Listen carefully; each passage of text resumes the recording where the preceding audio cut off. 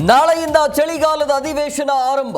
4 ದಿನ ಉತ್ತರ ಕರ್ನಾಟಕ ಸಮಸ್ಯೆಗಳ ಚರ್ಚೆಗೆ ಮೀಸಲು. ಸುದೀರ್ಘವಾಗಿ ಚರ್ಚಿಸಲು ಅವಕಾಶ ಅಂದ್ರು ಹೊರಟ್ಟಿ.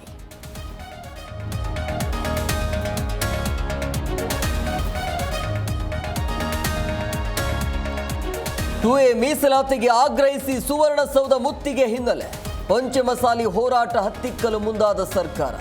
ಪ್ರತಿಭಟನೆಗೆ ಆಗಮಿಸುವ ವಾಹನಗಳಿಗೆ ನಿರ್ಬಂಧ.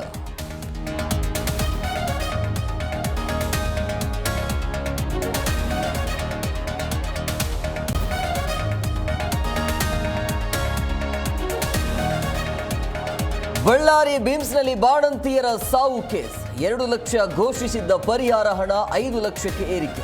ವಿಜಯನಗರದ ಸಮಾವೇಶದಲ್ಲಿ ಸಿಎಂ ಸಿದ್ದರಾಮಯ್ಯ ಘೋಷಣೆ.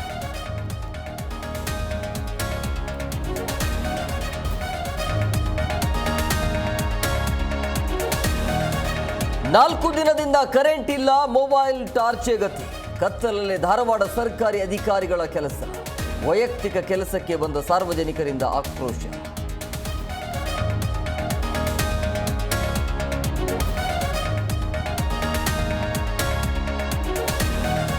ರೈತರಿಂದ ಮುಂದುವರೆದ ದೆಹಲಿ ಚಲೋ ಪ್ರತಿಭಟನೆ. ಹೋರಾಟಗಾರರನ್ನ ಚದುರಿಸಲು ಅಶ್ರುವಾಯು ಶೆಲ್ ಪ್ರಯೋಗ.